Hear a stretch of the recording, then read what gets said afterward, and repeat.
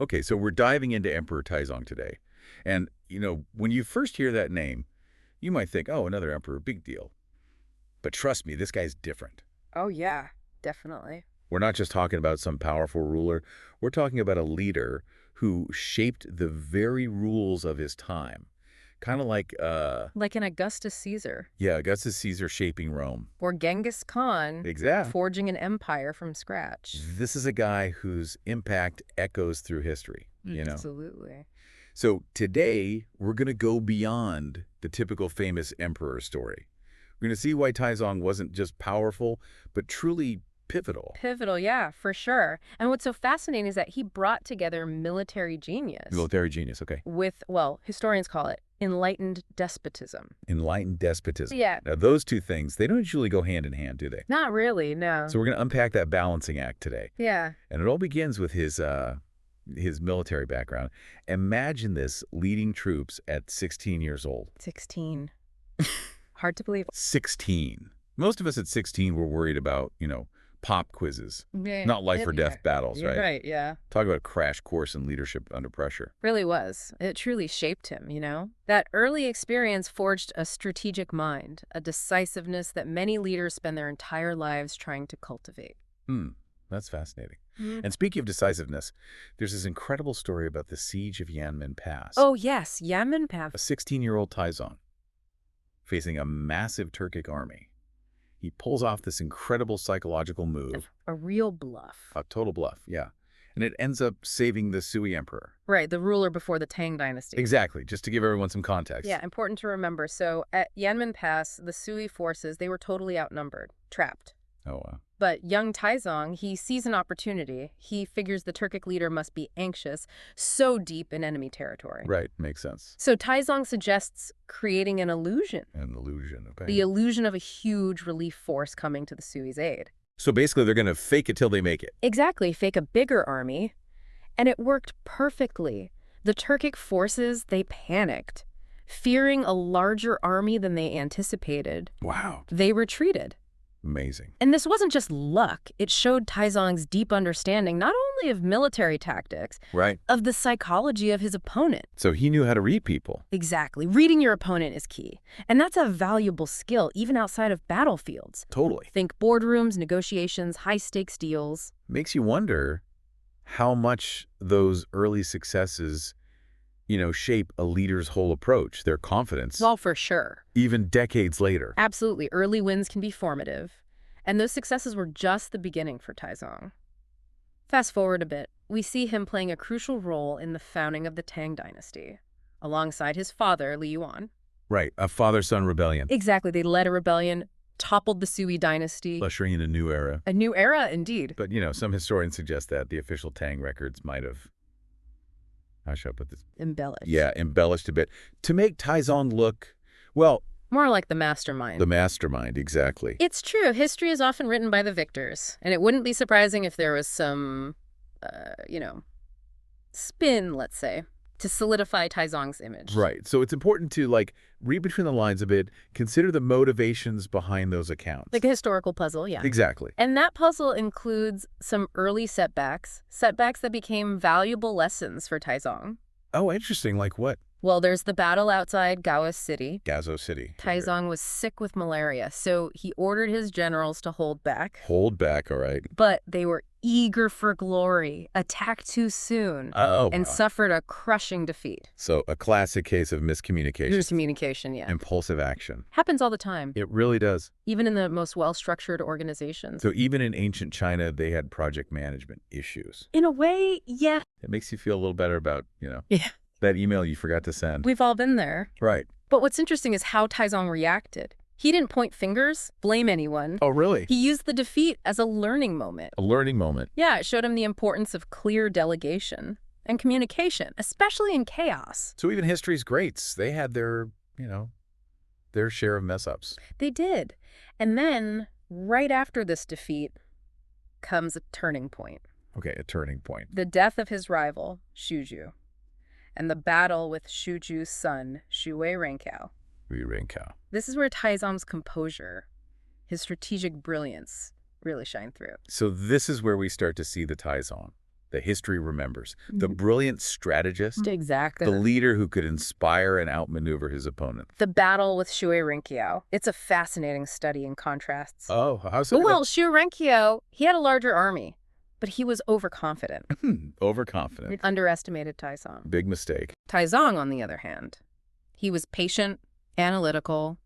He used the terrain to his advantage, Smart. lured Shui Renqiao's forces into a trap, and secured a decisive victory. Wow, so it wasn't just about brute force, it was about strategy, right? Exactly. He was playing chess, not checkers. Chess, not checkers. I like that. He understood that true leadership requires more than just military might. Right, it's about more than just winning battles. And what's remarkable is that all of this happened before he even became emperor. Really? These early experiences, these trials by fire, forged in him the qualities that would define his reign. So like strategic thinking. Strategic thinking, yeah. Adaptability. Adaptability, for sure. And a deep understanding of human nature. All crucial for a leader. It's almost like he was in training for the ultimate leadership role. You could say that. Yeah. And this leads us to the question, how does this battle-hardened strategic mastermind transition into the enlightened despot we talked about earlier? Right, because we are talking about 7th century China, a time of absolute monarchy. Exactly. No democracy here. So how does enlightened despotism even work in that kind of system? Well, that's what's so fascinating about Taizong. He's operating within a system of absolute power. No constitution, no parliament. Right, nothing like that. Yet he seems to grasp that true strength comes from the well-being of his people. Interesting. So he's not just focused on consolidating his own power. Not just that, no. He's actually trying to use that power to make things better for everyone. Yeah, that seems to be his goal. It's like he understands that a thriving empire, it's built on more than just military victories, right? Absolutely, there's more to it. You need a stable society, a productive economy, Exactly. people who feel like they have a stake in the system. People who feel heard. And he actually takes steps to achieve this. He does. He takes concrete steps. Like what? Well, for example, he overhauls the legal system, tries to make it more fair, transparent. Interesting. He invests heavily in education. Education. Okay. Recognizes that a well-educated populace is key to progress. It's almost like he's applying that same strategic thinking from the battlefield to the challenges of governing a vast empire. That's a great observation. He's constantly analyzing, adapting, trying to find the best way to ensure stability and prosperity. Fascinating. He even establishes a system of meritocratic appointments. Meritocratic appointments. So meaning promoting officials based on their skills. So not their family connections. Exactly. A pretty radical idea for the time. It really is, considering most empires back then. It was all about who you were related to, not what you could actually do. A real departure from tradition. And it's one of the reasons why his reign, the Zhenguan Era, is considered a golden age for the Tang Dynasty. A golden age, wow. So this period of peace and prosperity, did it happen because of all this? Or in spite of it? That's a question historians debate. Some argue that the shadow of the Xuanwu Gate Incident. Right, that's where he killed his brothers. Exactly, a very dark chapter. Some argue that maybe the guilt he carried fueled his desire to create a truly just society. So like a way of atoning for the past. Perhaps. But even if that wasn't his main motivation, it's clear that Taizong knew how to earn respect and loyalty from his people. So he's not just relying on fear and military might. Not solely, no. There's more to it than that.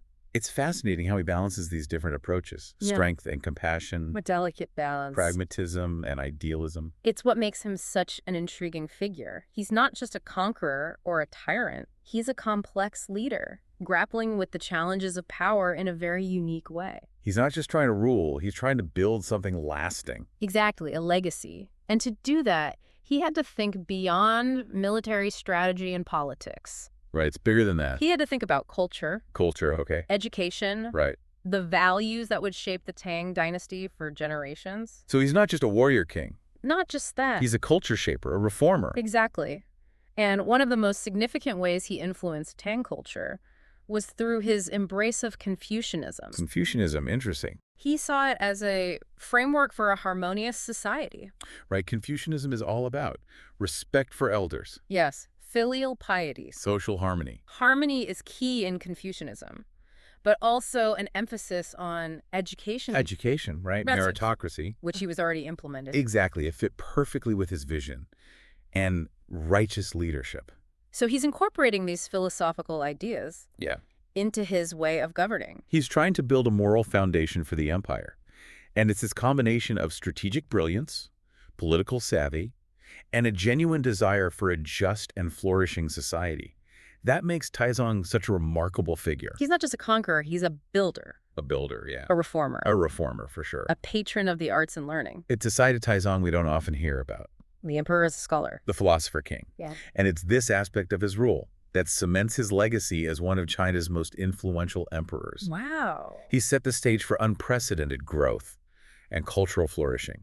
The Tang Dynasty became one of the most powerful and prosperous empires in world history. So this is where we see the Enlightened, an enlightened despot. But even with all these accomplishments, there's still that lingering question about the Xuanwu Gate Incident. How do we reconcile these two sides of Taizong? It's a question that keeps historians up at night. Was he a genuinely benevolent ruler, driven by a desire for justice? Or was he a master manipulator, using Confucian principles and enlightened policies as tools for power and legitimacy? Yeah, it's tough to say for sure. The line between good intentions and political strategy, it can get pretty blurry. It can indeed. But one thing's undeniable. His reign was a period of remarkable achievement. A A time of innovation, expansion, and cultural flourishing that left a lasting impact. So we've got this complex figure, a leader who achieved great things, but also made some very difficult choices. That's Taizong in a nutshell. What can we learn from his story? I think it reminds us that leadership is rarely simple. It's about navigating complexity, balancing competing priorities, making tough choices in the face of uncertainty. And remembering that even the most successful leaders are still human with flaws and contradictions. Exactly, they're not perfect. And understanding those complexities can give us a deeper appreciation for the challenges and the triumphs of leadership. Both in the past and the present. Absolutely. Taizong's story, with its blend of military prowess, political maneuvering, and genuine efforts to improve lives, offers valuable insights into the multifaceted nature of leadership. Right. We see how early experiences, both good and bad, can really shape a leader's worldview. For sure. And we see how a leader can grapple with the tension between power and morality. Power and morality. Between pragmatism and idealism. A tough balancing act. It is. Taizong's legacy continues to fascinate and challenge us. It does. It prompts us to ask questions about leadership, about the complexities of history, about the impact of one individual on the course of human events. Big questions. Big questions indeed. And as we dive deeper into Taizong's reign and explore the specific policies and reforms that defined his era, keep this question in mind. Okay, what's the question? How did this emperor, shaped by both battlefield experience and philosophical ideals, navigate that delicate balance between power and enlightenment? That's a fascinating question. A question we'll definitely be exploring further as we continue our deep dive into the life and legacy of Emperor Taizong. So we left off with that Xuanwu Gate incident. Really makes you think about the complexities of leadership. Yeah, it's a pivotal moment, that's for sure. Taizong secures his power, but at a huge cost, personal and moral cost. Right, a lot of bloodshed. And the question becomes, how does this act shape him? How does it shape his approach to ruling an empire? Right, he's carrying the weight of this event now. Does it push him towards, tyranny? Or does it somehow lead him down that path of the enlightened ruler? That's what's so fascinating about Taizong. On one hand, you see him consolidating power, suppressing rebellions, typical actions of an emperor securing his position. Right, got to hold on to that power. But then, on the other hand, he starts these reforms, these policies, that genuinely seem aimed at improving people's lives. So it's not just about holding on to power. No, not just that. It's about using that power for something more. Exactly, something beyond just staying on the throne. And this is where that whole enlightened despotism thing gets tricky. It really does. Because remember, we're talking about absolute monarchy here. Right. No limits on his power. No constitution, no parliament to check him. He's the ultimate authority. But he seems to get it, that true strength lies in the well-being of his people. He seems to understand that, yeah. It's like he realizes a thriving empire needs more than just military victories. Oh, absolutely. You need a stable society. Right, stability. A productive economy. A strong economy. People who feel like they're being heard. People who feel invested in the system. Exactly. And he actually takes steps to make that happen. He does. He takes concrete actions. Like what kind of actions? Well, he overhauls the legal system, for one. Yeah. tries to make it more fair, more transparent. That's huge. He invests heavily in education. Education, okay. Because he recognizes that a well-educated populace is key to progress. It's like he's taking that strategic mind Yeah? that he honed on the battlefield Right. and applying it to governing this vast empire. That's a really insightful observation. He's constantly analyzing, adapting, trying to find the most effective ways to ensure stability and prosperity for everyone. It's fascinating. And then there's this system he implements, meritocratic appointments. Meritocratic appointments, remind me what that is again? It means promoting officials based on their skills and abilities. Okay, right. Not just because of their family. Exactly, not because of who they're related to. Which was pretty radical for that time period, wasn't it? Oh, absolutely. A huge departure from tradition. And it's one of the big reasons why his reign, the Zhenguan Era, The Zhenguan Era. is considered a golden age for the Tang Dynasty. A golden age. Wow, that's impressive. So all this peace and prosperity. Was it a direct result of the Xuanwu Gate Incident? Or did it happen in spite of it? It's hard to say for sure. Historians still debate this. Some argue that the shadow of that event, the guilt he might have felt, it might have pushed him to create a truly just society. So like a way of making amends for the past. It's possible, a form of atonement. But even if that wasn't his main motivation, he clearly understood the importance of earning respect and loyalty from his people. So it's not just about ruling through fear and military might. Not entirely, no. There's more to it than that. It's amazing how he manages to balance these different approaches. Strength and compassion. Left balance to strike. Pragmatism and idealism. So what makes him such a complex and fascinating figure? Right, he's not just a one-dimensional conqueror. Not at all. He's not just a tyrant. He's a leader grappling with these very human challenges of power. And he's trying to do it in a way that benefits everyone. He's trying to build something that'll last. Exactly, a lasting legacy. And to do that, he knows he has to think beyond just military strategy, beyond political games. It's about the bigger picture. Exactly. He has to consider culture. Culture, okay. Education. Right, the building blocks of society. He has to think about the values that will shape the Tang Dynasty for generations to come. He's not just a warrior king, then. No, he's more than that. He's a culture shaper, a reformer. I think that's a very accurate description. Right. And one of the most significant ways he influenced Tang culture was through his embrace of Confucianism. Confucianism, interesting. Tell me more about that. Well, he saw in Confucian teachings a framework for a harmonious society. Right, Confucianism, it's all about respect. Right? Yes, respect for elders, filial piety. Social harmony. Harmony is a core principle, but it's also about education. Which he was already emphasizing. Exactly, it aligned perfectly with his vision, and it's about meritocracy. Which he was also implementing. Precisely, so it all fit together, and it's about righteous leadership. So he's taking these philosophical ideas, and he's actually integrating them into his government. He's trying to build a moral foundation for the entire empire, and it's this combination of strategic thinking, political skill, and a genuine desire for a just and thriving society. That makes Taizong such a remarkable and unique leader. He's not just about conquest. He's about building something better. Exactly. He's a builder, a reformer. And a patron of the arts and learning. We can't forget that. Right. That's a side of him we don't always hear about. The emperor is scholar, the philosopher king. It's a fascinating aspect of his rule, and it's a big part of why he's considered one of China's most influential emperors. He really left his mark. He did. He set the stage for incredible growth and cultural flourishing. The Tang Dynasty became one of the most powerful and prosperous empires in world history. So this is where the enlightened part really comes through. But even with all this, there's still that question about the Xuanwu Gate Incident. How do we reconcile those two sides of Taizong? It's the question that continues to fascinate historians. Was he truly a good ruler, driven by a desire for justice? Or was he a shrewd manipulator, someone who used those Confucian principles and enlightened policies to solidify his power? It's tough to know for sure, isn't it? It is. The line between good intentions and political strategy. It can be incredibly blurry. And it seems like that line is especially blurry with Taizong. Absolutely.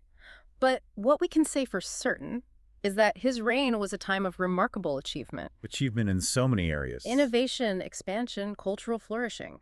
He left a permanent mark on Chinese history. We're talking about a complex figure here, a leader who achieved amazing things, but also made some very difficult decisions. That's the complexity of leadership, I suppose. What do you think we can learn from Taizong's story?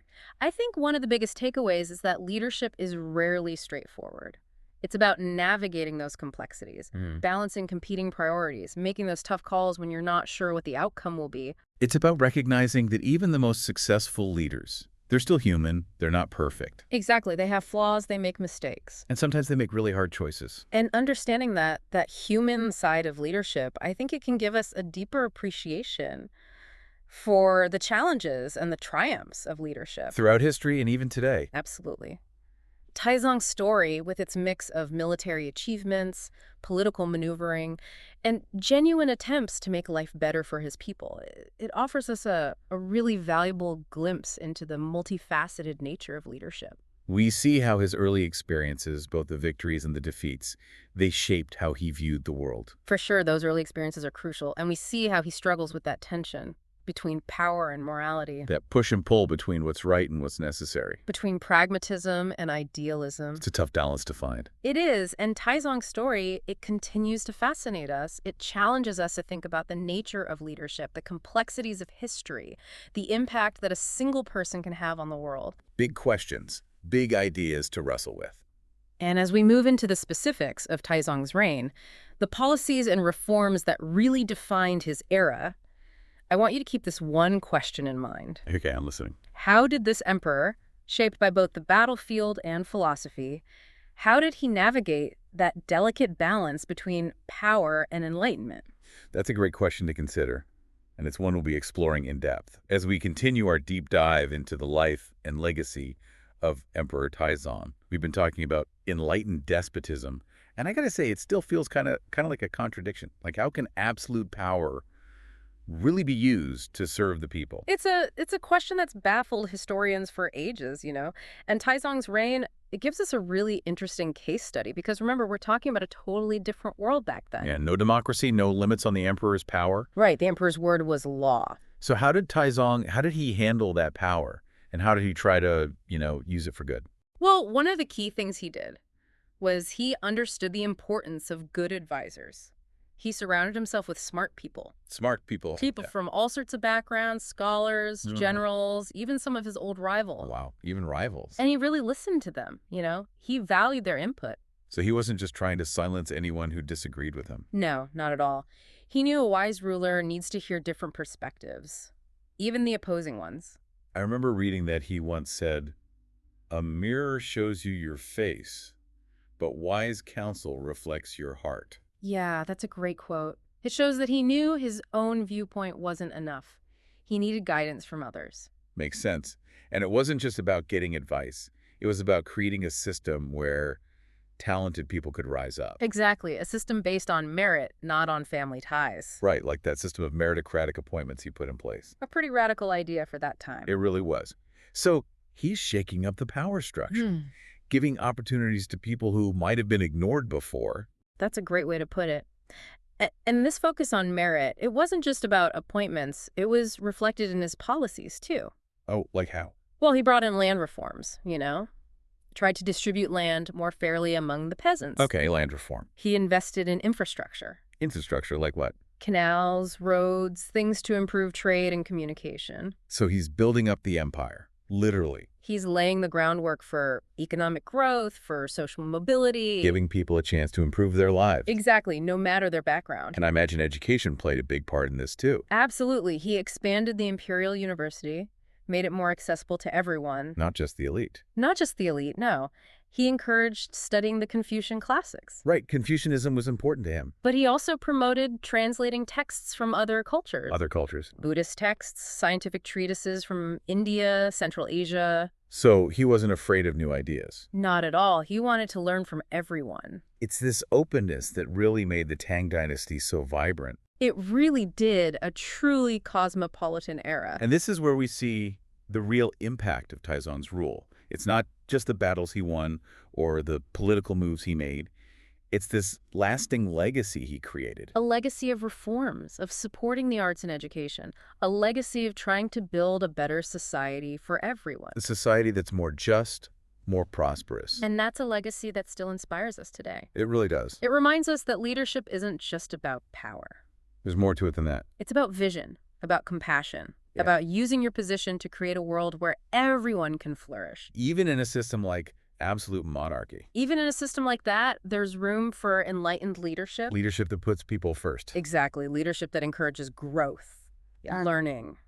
Leadership that leaves a positive mark on history. Taizong's story might be centuries old, but those lessons, they're still relevant today. Oh, absolutely. The importance of good advice. Good advice. Choosing people based on merit. Merit over connection. The power of education, the commitment to the common good. Timeless principles. Timeless indeed. As we wrap up our deep dive into Emperor Taizong, I want to leave you with a final thought.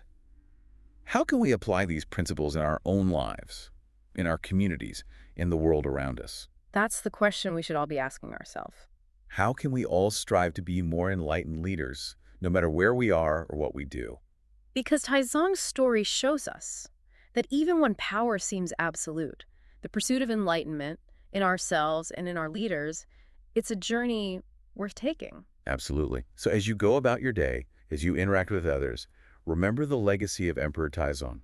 Remember that true leadership is about using your power to create a better world for everyone, a world that's more just, more prosperous, more enlightened. And that's it for our deep dive this week. Thanks for listening.